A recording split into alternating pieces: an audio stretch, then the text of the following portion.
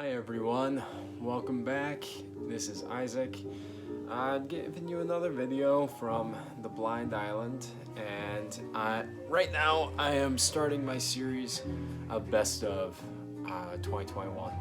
I'm going to be doing 3 videos for this series, doing a Best Reissues, Best Albums, and Best Finds of the Year.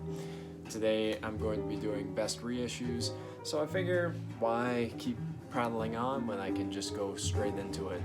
And these are in no particular order. I didn't believe that there were any reissues that I was truly more excited than the next, but these 10 I felt were really warranting a reissue. So first and foremost, I'm actually going to be hitting up a lot of the Record Store Day releases. This one is Brain Telephone by Frankie and the Witchfingers. This is an amazing neo-psych album. This was released in 2017. Again, it's not like it's a old release, but original pressings of this were privately pressed, very difficult to come by. Original pressings of this can run up to $100 to $150, and this Record Store Day release that came out this year was pressed on this beautiful pink colored variant, and you can pick this up super cheap right now. Pick this up for about $15 online, and I highly recommend it. Next, I have another great reissue, one that was really warranted, the first time that this has been reissued in 50 years, and this is Fela Kuti's Open and Close. This is the colored variant that came out on Record Store Day. It's still pretty widely available.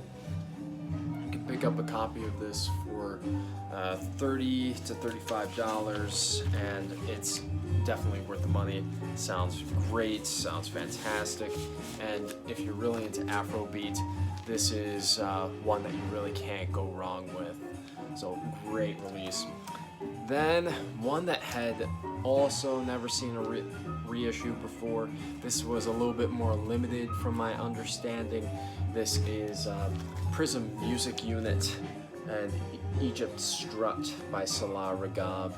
This is amazing Egyptian jazz at big band sound, but also gives you visions of Sun Ra and the orchestra. Really, really cool album. If you're like into a little bit more artsy world jazz, this is really going to be up your alley, and one that I was very, very excited was reissued. Next, I have what's on the table right now, and this is the first time this had even seen a release. This is the Bill Evans Trio on a Friday evening. This was released on Craft Recordings.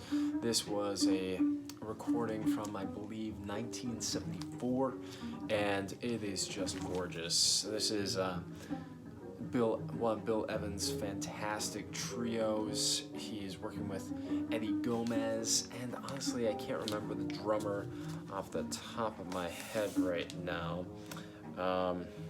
And it was in 1975. I apologize. But yeah, this is a really, really great album. I think Zindar's is on the drums. Really cool, beautiful music. If you're into Bill Evans, this is a must-have for fans of his music. And this was an international release. I don't believe that had a US release. I've been really into library music this year, and this is Horror, a collection of Italian horror sounds from the Cam Sugar Archive. And I love the 1970s giallo Italian horror films. Some incredible songs from Stelvio Caprini, Carlo Cordio, Riz Ortolani, Ennio Morricone, and just really great, creepy, but interesting, and out there music. It's just a really cool release, and one that I'm so glad is finally getting reissued and out there. I believe that this one is a little bit harder to find. Most of these you'll have to have imported into the US. I was lucky to find a copy at my local record store for around $30, so I don't know if it's very rare at this time, but I'm very, very happy to have this copy.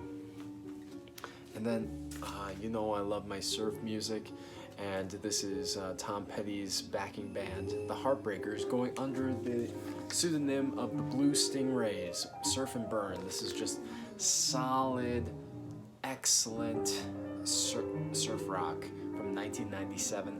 First time this has ever been reissued too. It comes on this beautiful blue vinyl, and it sounds so good.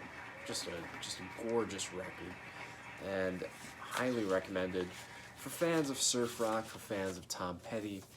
This is definitely one that you do not want to be sleeping on, so really cool. Then this is a record that came out in 2004. It has been reissued a couple of times. This is the limited edition multicolor Splatter Dunyan in the Tede Lund. I believe that's how you pronounce it.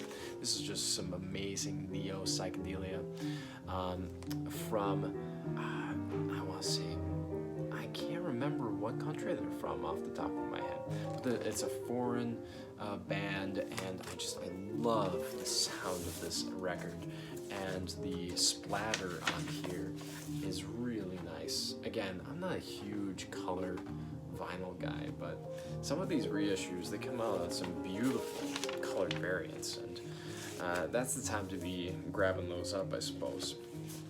So if you're really into kind of folksy, proggy, neo psychedelia, this is going to be right up your alley. And then I have, this might be my favorite reissue of the year. This is Matt Berry's Witch Hazel, the 10th anniversary edition, caramel colored vinyl. This is from the UK, and again, it's very folksy, whimsical psychedelia. I think early Pink Floyd with Paul McCartney touches.